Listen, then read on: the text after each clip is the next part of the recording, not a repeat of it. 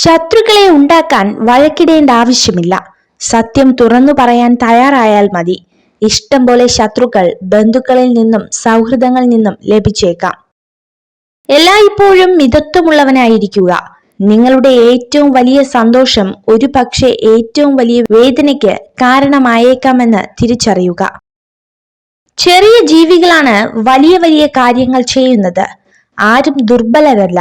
ശക്തി തിരിച്ചറിയാത്തതാണ് പ്രശ്നം.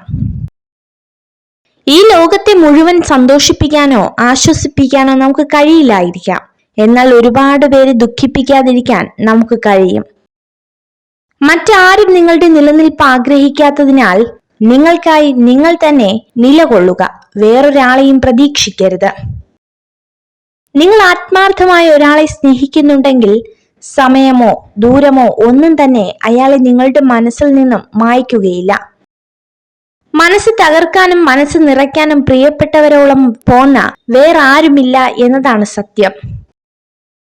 നിങ്ങൾ സംസാരിക്കുന്നതിന് മുൻപ് പറയാൻ പോകുന്നത് ശരിയാണോ, ഇപ്പോൾ പറയേണ്ടതുണ്ടോ എന്നിങ്ങനെ സ്വയം ചോദിക്കുക. ഓരോരുത്തർക്കും ഓരോ കഥകളുണ്ട്. ആ കഥകളിൽ ഓരോ ശരികളുണ്ട്. മറ്റാർക്കും മനസ്സിലാവാത്ത അവരുടേതായ ശരികൾ. ഒരാളുടെ വിജയത്തിന് മധുരം നിശ്ചയിക്കുന്നത് അയാളുടെ പരാജയങ്ങളാണ്. ഏതൊരു മനുഷ്യന്റെ വിജയത്തിനും പുറകിൽ ഒരു വീഴ്ചയുടെ മുറിവുണ്ടാകും.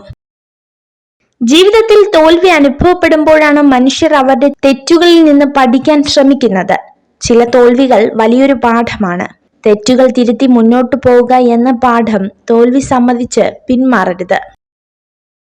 നമ്മുടെ ഭാവി തീരുമാനം എല്ലാവരോടുമായി വെളിപ്പെടുത്താതിരിക്കുക. തീരുമാനം ലക്ഷ്യത്തിലെത്തിയതിനു ശേഷം മാത്രം മറ്റുള്ളവരോട് പറയുക. ദേഷ്യത്തിലായിരിക്കുമ്പോൾ ഉയർന്ന ശബ്ദത്തിൽ സംസാരിക്കാൻ ആത്മബലത്തിന്റെ ആവശ്യമില്ല. എന്നാൽ ദേഷ്യം വരുമ്പോൾ നിശബ്ദനായിരിക്കാൻ ആത്മബലമുള്ളവർക്ക് മാത്രമേ സാധിക്കുകയുള്ളൂ. ആത്മവിശ്വാസത്തോടെ ഓട്ടം ആരംഭിച്ചാൽ ലക്ഷ്യസ്ഥാനത്ത് എത്തുന്നതിന് മുന്നേ നിങ്ങൾ വിജയിച്ചു കഴിഞ്ഞു. ആത്മവിശ്വാസമില്ലെങ്കിൽ കുറഞ്ഞത് 2 തവണ തോൽക്കേണ്ടി വരും. ജീവിത യാഥാർത്ഥ്യങ്ങളോടൊപ്പം സ്വന്തം ഇഷ്ടങ്ങളും ചേർക്കുന്നത് കൊണ്ടാണ് കുടുംബ ബന്ധങ്ങളിൽ പലതും തകർന്നു പോകുന്നത്. ബുദ്ധിമതിയായ ഒരു സ്ത്രീ തന്റെ ഭർത്താവിനോട് കുടുംബത്തിൽ ഉണ്ടാകുന്ന നിസ്സാര കാര്യങ്ങൾ വലുതാക്കി കാണിക്കില്ല. കൈകൂപ്പി നിൽക്കുന്നവരെല്ലാം ആജ്ഞാനുവർത്തികളോ അടിമകളോ ആണെന്ന് കരുതരുത്. കാര്യം കാണുന്നതിനോ കലഹം ഒഴിവാക്കുന്നതിനോ ഉള്ള താൽക്കാലിക തന്ത്രം മാത്രമായിരിക്കും അത്. നിങ്ങൾ ഈ വീഡിയോ കണ്ടതിന് നന്ദി. ഇതുപോലുള്ള കൂടുതൽ വീഡിയോകൾക്കായി ചാനൽ സബ്സ്ക്രൈബ് ചെയ്യൂ.